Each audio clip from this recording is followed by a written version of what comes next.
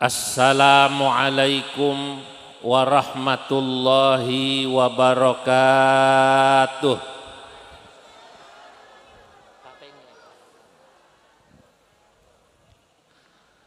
Alhamdulillahilladzi idza arada bi'abdihi khairan yufaqihhu fid-din.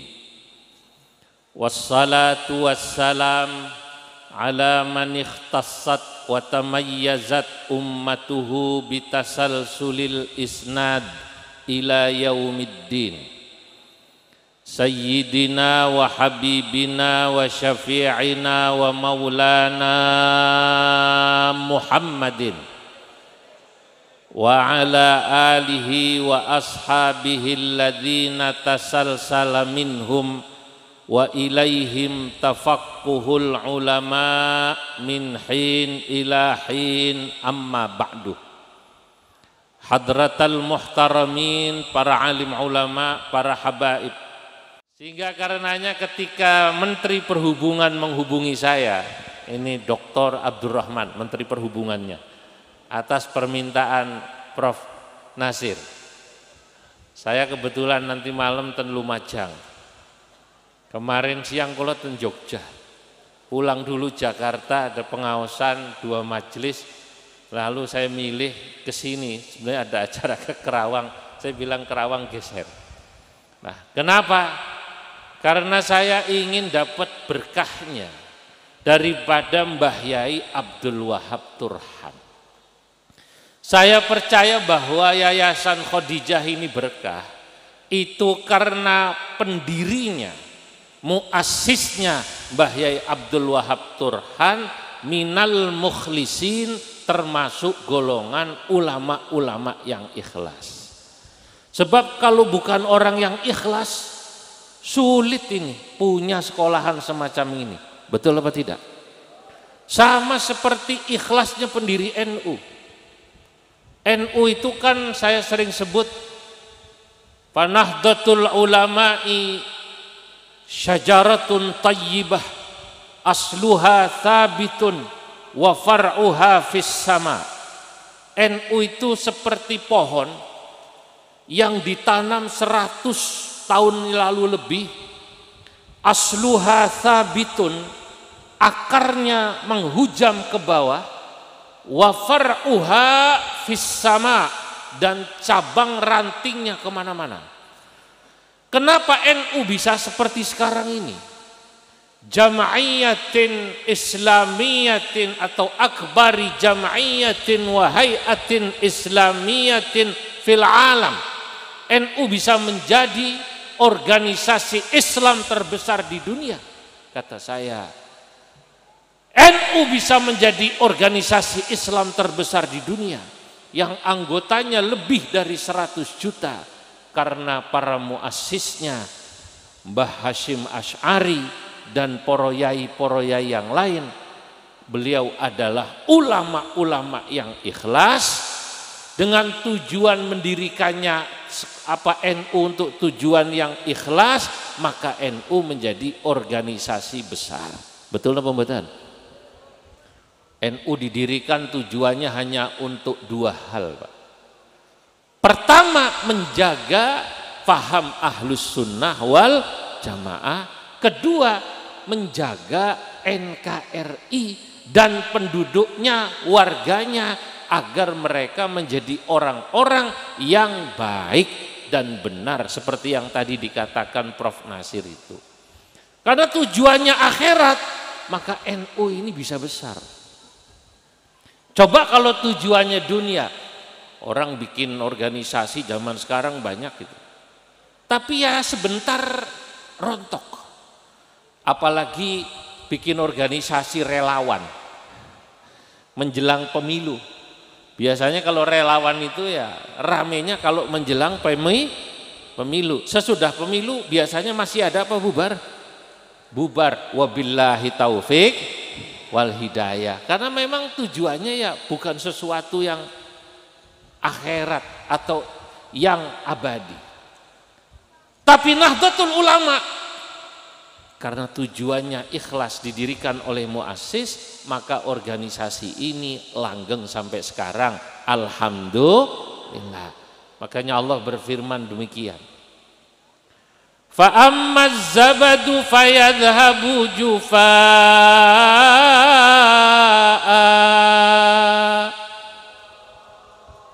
wa amma ma yanfa'un nasa fayamkuthu fil ard.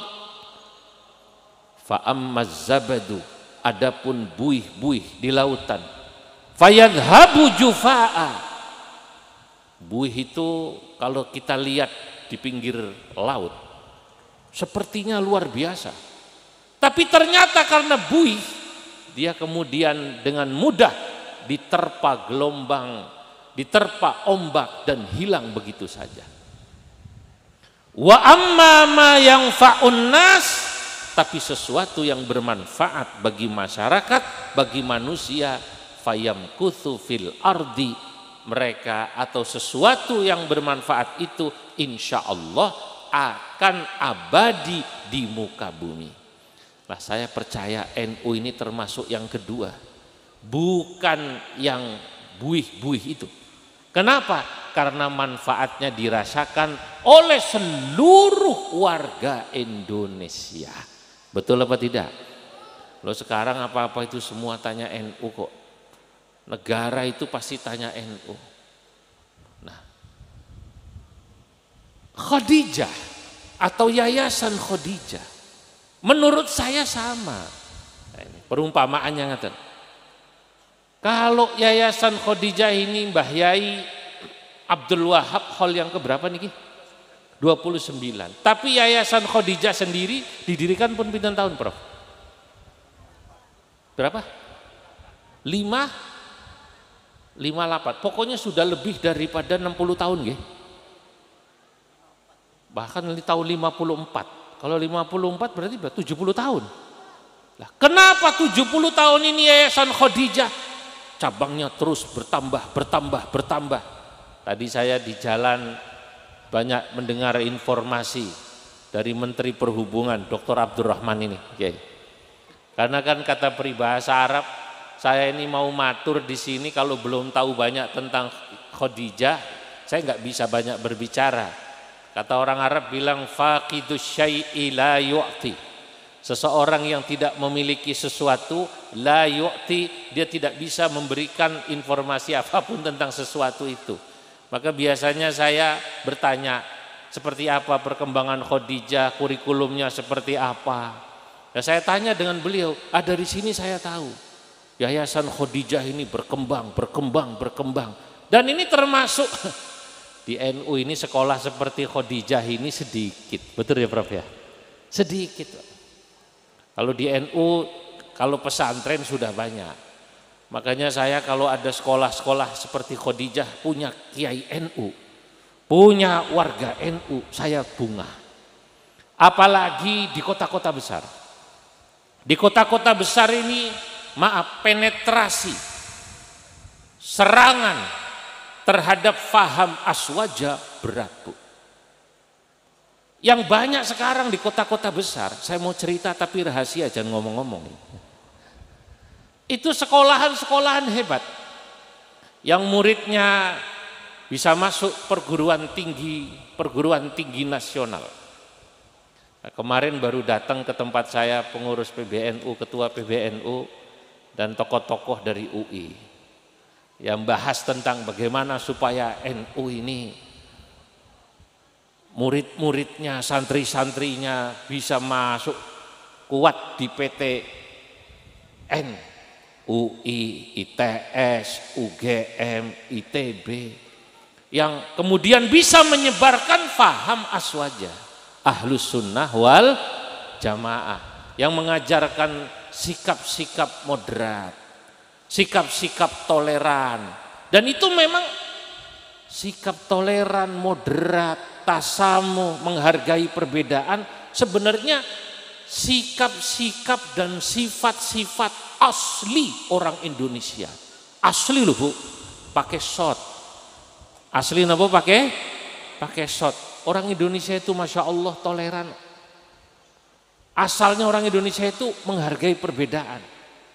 Nah sekarang ini soalnya sudah masuk di Indonesia, terutama lewat sekolah-sekolah yang sekolah itu dari mulai menengah ya, SMP, SMA, termasuk di perguruan tinggi, paham-paham yang justru jauh daripada sikap dan sifat asli warga Indonesia. Jauh daripada tradisi-tradisi yang berlaku di Indonesia. Tadi Habib Hadi cerita sama saya bisik-bisik.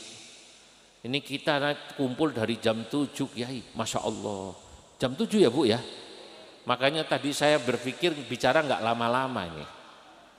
Saya tadi bicara paling 10 menit, ini sudah 15 menit. Ini lanjut apa sudah? Lanjut apa sudah? Lanjut guys, sebentar. Dari mulai dzikir, dari mulai manakib nih, wow, nggih. Kemudian yang lain-lain, jamaah al-khidmah. Tadi malam orang Indonesia kan juga punya tradisi malam nopo nisfu Sya'ban. Kalau malam Jumat biasanya pada berjanji pada sholawatan, betul nggih? Itu tradisi-tradisi begini ini sekarang di kota-kota besar mulai mendapatkan penetrasi semacam ya serangan gitu. Bahwa amalia-amalia yang panjenengan amalkan ini dianggap amalia-amalia yang tidak memiliki cantolan dalil atau yang disebut bid'ah. Kata mereka apa? Bid'ah. Lah mereka ini kemudian mencoba untuk memasukkan doktrin ini pada siswa-siswa yang masih kosong. Anak SMP niku masih kosong, anak SMA itu kosong. Orang yang kuliah di perguruan tinggi negeri umumnya karena sekolahnya di SMA kosong. Berbeda dengan santri-santri yang memang mondok di pesantren, ngaji sama kiainya. Baik itu ngaji kitab fikih, ngaji kitab tasawuf, ngaji kitab tauhid. Dan mereka punya dalil-dalil dasar-dasar agama yang sangat kuat. Nek santri dibilang bid'ah, usra iso, soalnya dalile kuat. Tapi anak-anak ini yang kosong seringkali kemudian karena didoktrin kemudian kena. Dan repotnya Prof, mereka ini begitu sudah jadi orang hebat itu memiliki kedudukan-kedudukan tinggi baik di pemerintahan maupun di sektor non pemerintah. Ada di beberapa perusahaan besar di Jakarta ya, saya nggak mau sebut nanti takut perusahaannya protes pada saya. Itu ketika mereka menduduki jadi JM, General Manager, Direktur, dia membawa pahamnya ini, yang pahamnya jelas bukan paham yang sama seperti paham kita, paham ahlus sunnah wal jamaah. Sehingga kemudian mulai dirubah. Selawatan, sakdurunge ngaji, sakdurunge sembayang dilarang. Padahal di NU selawatan biasa, betul nggih? Kalau subuh orang biasanya tarhim itu, yang terkenal sholawat nida. Saya tidak tahu di Surabaya ini masih banyak apa tidak. Assalatu wassalamu alaik ya imam al-mujahidin. Assalatu wassalamu alaik ya nasiral huda ya khaira khalqillah.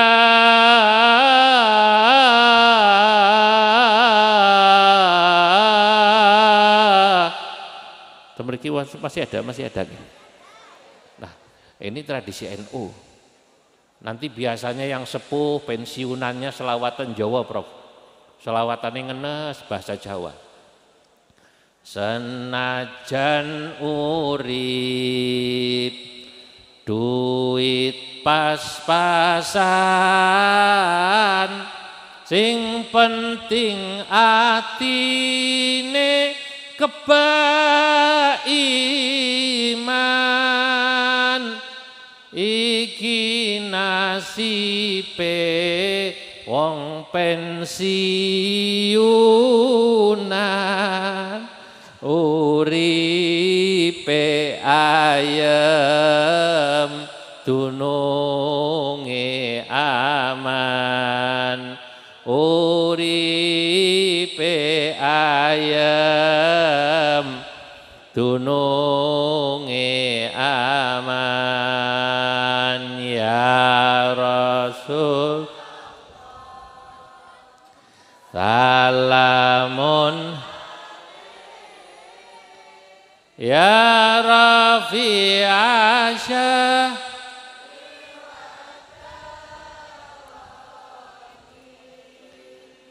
Atfa tayyaji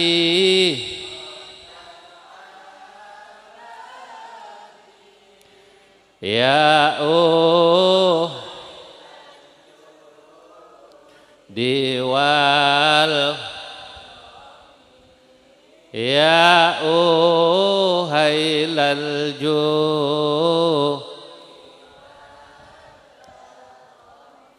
ini yang sepuh. Nanti yang muda-muda kalau di NU itu tradisi kita selawatannya ya rada ngerok, rada tinggi. Alamate anak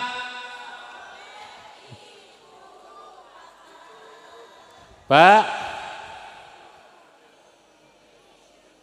anut anak sapa iki cah ya. Suaranya apik iya. Lah, yang kayak begini ini sekarang di kota-kota besar mulai mendapatkan penetrasi perlawanan dari faham-faham non aswaja, non NU, terutama di sekolah-sekolah elit. Repotnya tadi saya katakan mereka ini kemudian calon-calon pemimpin bangsa baik di sektor pemerintah maupun non pemerintah, dan ini sangat berpengaruh loh. Ngapunten, sangat berpengaruh. Saya banyak dapat laporan ini dari pengurus-pengurus LDNU dan lain sebagainya, bahkan istri-istri pejabat kita TNI Polri Pak, itu sudah mulai dimasuki paham-paham yang tadi itu anti aswaja. Yang kemarin di Surabaya rame, paham nggih? Paham dong mboten? Ndak perlu disebut paham, yang kayak gitu. Nah sekarang yang dimasuki itu istri pejabat yang memang kosong. Lah keberadaan sekolah seperti sekolah Khadijah ini menurut saya ibarat oase di padang pasir bagi NU. Kalau NU di pesantren, wah itu mencetak ulama-ulama sejak dulu, susah dilawan itu Pak. Teman-teman kita di Muhammadiyah itu sudah jujur mengakui kalau i'dad al-ulama, mempersiapkan ulama yang alim-alim bidangnya NU niku. Nang pondok itu di Indonesia jumlahnya ada sekitar 40.000, lalu 34.000-nya di bawah NU, Robitoh apa namanya, Ma'ahid Islamiyah, singkatannya RMI. Sisanya dibagi-bagi Muhammadiyah, Al-Irsyad dan lain sebagainya. Mereka ini tahu kalau pesantren kalah sama NU, maka mereka sekarang mencoba masuk lewat sekolah-sekolah unggulan dan favorit. SMP, SMA. Kadang-kadang bikin nama sekolahnya ya bikin orang apa ya, senang gitu. Loh, ada sekolah-sekolah mereka pondok itu namanya SMA Imam Syafi'i. Loh, apa namanya? Imam Syafi'i. Imam Ahmad bin Hambal, Utsman bin Affan, Ali bin Abi Thalib, sekolahan Abu Bakar. Lah orang awam ini yang nggak ngerti, langsung sekolah Islam ini hebat, betul apa tidak? Tapi kalau orang yang pinter-pinter, kalau Jamaah Khidmah ini kan pinter-pinter nih, alhamdulillah dari wajahnya kelihatan ya, rata-rata Al-Quran di luar kepala semua nggih, gitu. Rata-rata Al-Quran di luar kepala di mana, Quran di mana. Itu namanya Al-Quran di luar kepala. Kalau yang pinter ngerti, oh itu dudu sekolahan NU, dudu sekolahan NU. Tapi begitu sekolahan Khadijah langsung paham sekolah NU. Yang mempersiapkan generasi yang pintar dan benar, yang punya wawasan keagamaan cukup bagus dan juga wawasan umum bagus, ini jarang. Ada memang di NU itu pondok salaf, murni salaf, kayak Sidogiri, nggih. Dresmo termasuk salaf Mbah Yai. Salaf Dresmo. Peloso itu salaf murni, Lirboyo salaf murni. Ada wawasan umumnya, tapi tidak banyak. Pondok-pondok semacam ini memang perlu ada dalam rangka mempersiapkan ulama-ulama, sarjana-sarjana ahli agama. Saya menyebutnya sarjana syai'ul lillahi lahumul fatihah. Sarjana apa? Agama, sing alim-alim nih. Tapi NU butuh, Bu, Pak, sekolahan pondok yang juga mencetak sarjana-sarjana, baik sarjana ya kimia, fisika, biologi, planologi, tata kota, teknik, sipil dan lain-lain sebagainya. Untuk apa? Karena memang membangun bangsa Indonesia ini kita membutuhkan semuanya itu. Dan kita berharap seluruh anak-anak kita, warga NU bisa mengisi posisi-posisi tersebut. Setuju apa mboten? Lah, makanya wonten sekolah niki. Tadi saya di jalan tanya sama Dr. Abdurrahman, apakah alumni sekolahan Khadijah niki mengirim murid-muridnya ke PTN? Walhamdulillah rata-rata PTN Kiai. Apakah juga mengirim calon-calon sarjananya ke luar negeri timur maupun barat? Alhamdulillah, ke Mesir ada, ke sini ada. Beliau termasuk asli alumni mriki, asli pakai shot, nggih. Dr. Abdurrahman ini SMA Khadijah tapi ke Yaman. Bahasa Arabnya nggih top. Mboten kados kula niki kesasat teng Arab mawon bingung, Bu. Nek piyambake top niki, asli. Lah, tapi juga sekolahan Khadijah ini mencetak sarjana-sarjana yang kemudian dikirim ke luar negeri, ada yang ke Italia, ke Jerman, kemana-mana. Dan ini yang membuat saya bangga. Kula niku bangga, Pak Fakih. Satu ketika saya datang ke Jepang. Di Jepang itu ketua PCI NU-nya ya sesudah Wagub ini, Pak Wagub kan dulu juga kan Jepang toh. Niku ketua PCI atau pengurus PCI NU dulu, Pak Emil Dardak. Tapi waktu saya ke Jepang sekitar 5 tahun lalu, Prof, di Jepang itu ketua NU-nya Tanfidiyahnya namanya Dr. Miftah. Mungkin sekarang sudah profesor. Itu sarjana nuklir. Mustasyar NU-nya dari Purworejo, Profesor Fakhrul Razi, profesor nuklir. Ini tidak akan terjadi. NU punya profesor nuklir. Saya ke McGill di Kanada, saya bertemu Profesor Tambang, itu juga kader NU ya dari Wonosobo.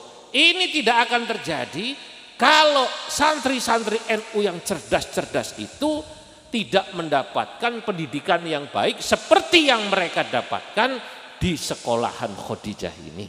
Alhamdulillah.